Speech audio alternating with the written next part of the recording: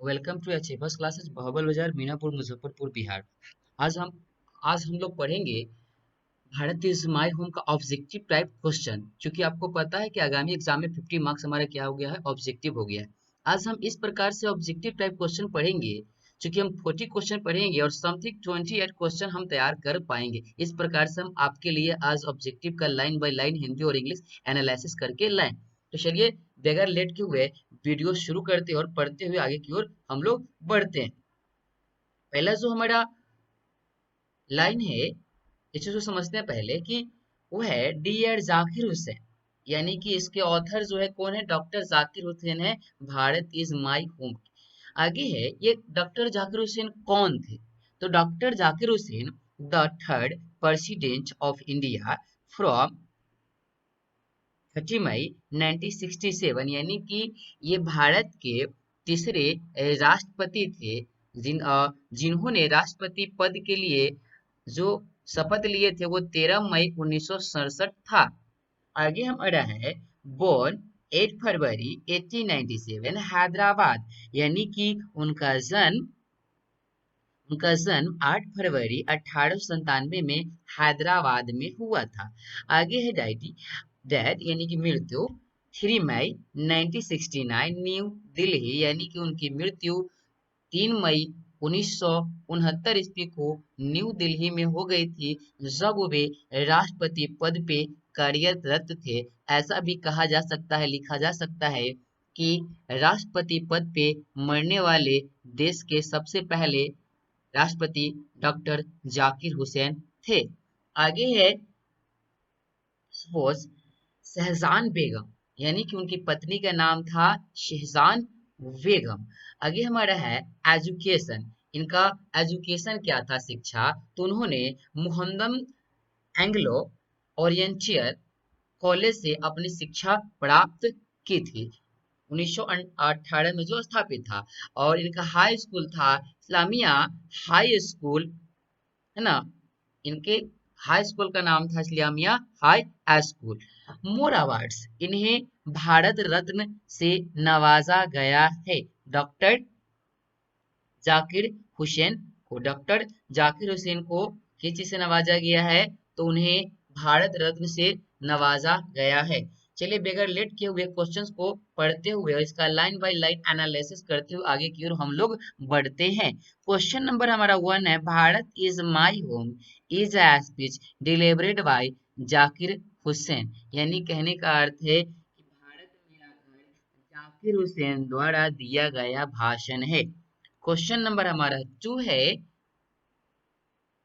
Zakir was born in 1897 Hyderabad. यानी कि जाकिर हुसैन साहब का जन्म 1897 में हैदराबाद में हुआ था। आगे है D Radhakrishnan is the role model of Hussain. यानी कि डॉक्टर राधा कृष्णन हुसैन साहब के रोल मॉडल थे। यानी कि शिक्षा के प्रति उनके मन में बड़ा ही प्यार और संतोष था। किसके? डॉक्टर राधा कृष्णन के प्रति जाकिर हुसैन साहब का। क्वेश्चन नंबर हमारा 4 है ही से the past is not dead and static, it is alive and dynamic.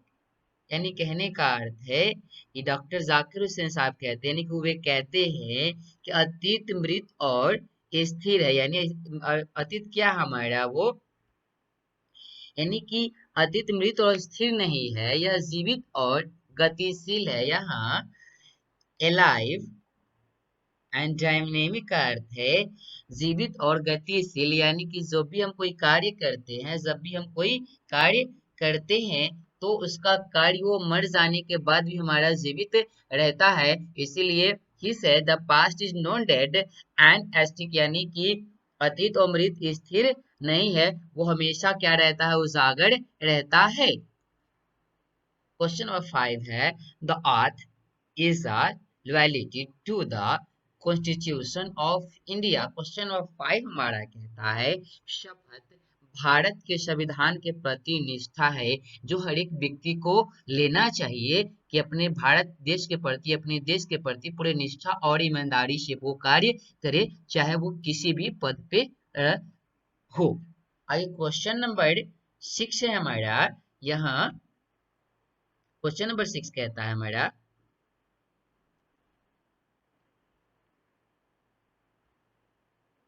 he say the whole of Bharat is my home and its people are my family।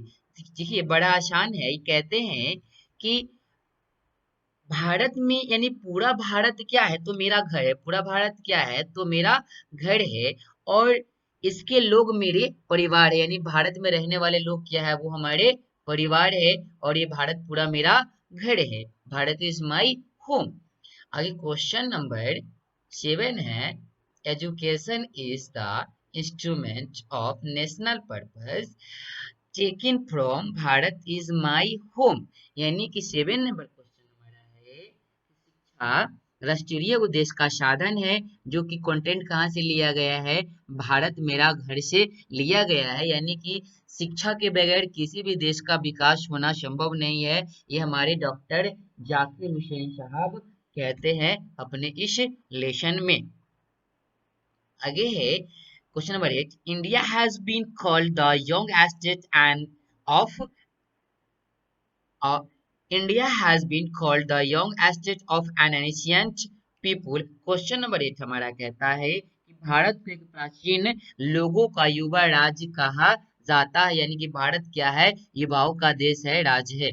Question number 9 में Zakir Hussain entered the office in a spirit of prayerful humanity. यानी कहने का अर्थ, doctor Zakir Hussain ने पवित्र मानवता के साथ कार्यालय में प्रवेश किया। उन्होंने जब कार्यालय में प्रवेश किया तो उन्होंने शपथ ली, भगवान से प्रार्थना किया कि हे भगवान, ये अल्लाह, मैं जब तक रहूं इस पद पे पूरी ईमानदारी और निष्ठा के साथ भारत के लिए काम करूं, कार्य करूं। क्वेश्चन नंबर 10 है, power should be used for moral purpose. यानी कहने का अर्थ है, ये हमारा क्वेश्चन नंबर 10 कहता है कि शक्ति का इस्तेमाल नैतिक उद्देश्यों के लिए किया जाना चाहिए। यानी कि आपके पास पावर है, आप एक अच्छे पद पे है, कोई राजनेता है, तो उसका गलत इस्तेमाल नहीं करना चाहिए, उसे भारत देश के हित में कार्य करना चाहिए।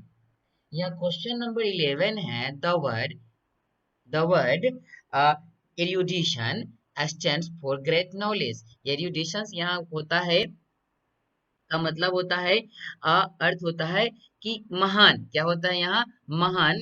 ग्रेट के अलावा नॉलेज जो साथ में लगा है वहाँ अर्थ है, अर्थ का मतलब यूरिडेशन, यहाँ समझ सकते हैं, यूरिडेशन का मतलब है अर्थ। तो द वर्ड यूरिडेशन एट सेंस फॉर ग्रेट नॉलेज, यानी कि विद्या शब्द का अर्थ महान ज्ञान है। यानी कि किसी भी व्यक्ति को जब वो दुनिया में आया हो तो उस हर हाल में क्या होना चाहिए, शिक्षा होना, तो उसके पास शिक्षा होनी चाहिए, नॉलेज होनी चाहिए। जैसे गांधी जी ने कहा था कि विद्या विहीन मनुष्य पशु तुल्य, अर्थात विद्या के बिना मनुष्य क्या है, वो पशु के समान है। क्वेश्चन नंबर 12 हमारा कहता है, the Indian culture is the best example of unity in diversity. यानी कि क्वेश्चन नंबर 12 हमारा कहता है कि भारतीय संस्कृति विविधता में एकता का सबसे अच्छा उदाहरण है। यानी कि भारत में लोग एकजुट होकर के कार्य को करते हैं। आगे क्वेश्चन नंबर 30 है, D R Hussain served as the governor of Bihar. यानी कि वे राष्ट्रपति बनने से पूर्व डॉक्टर हुसैन साहब बिहार के राज्यपाल के रूप में कार्य करने का काम किए थे। यानी कि वे राष्ट्रपति बनने से पूर्व बिहार के राज्यपाल रह चुके थे। आगे क्वेश्चन नंबर 40 हमारा, D R Hussain was a great nationalist. यानी कि डॉक्टर हुसैन साहब एक महान राष्ट्रवादी थे, वो भी पूरी ईमानदारी और निष्ठा के साथ भारत के लिए काम करने का कार्य किए। वो भी उनका मानना था कि मैं जब तक जीवित हूँ, जब तक इस पद पे हूँ, पूरी ईमानदारी और निष्ठा के साथ इस देश को अपना जीवन समर्पण करता हूँ। आपको ये वीडियो कैसा लगा हमें कमेंट में जरूर बताइएगा। मिसिंग के लिए सॉरी। बार बार हमारे यूट्यूब चैनल पे आने के लिए, हमारा वीडियोस देखने के लिए आपको तहे दिल से बहुत बहुत धन्यवाद।